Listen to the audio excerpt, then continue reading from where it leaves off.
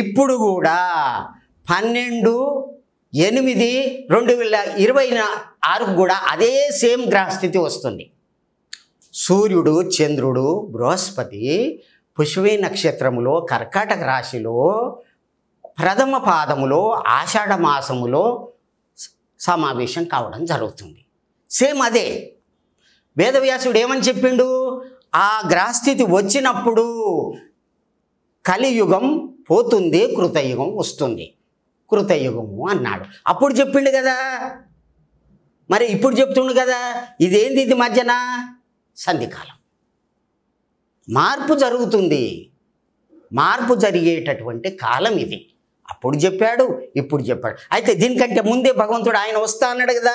ఎవరు? మహావిష్ణువు. నేను వస్తాను తర్వాత అని చెప్పిండు కదా. మళ్ళీ ఇప్పుడు ఉత్తరప్రదేశ్లో పుట్టడం జరిగింది. పుట్టిండు. ఎట్లా అంటే 12వ స్కందము 2వ అధ్యాయము 18వ శ్లోకం ఇది.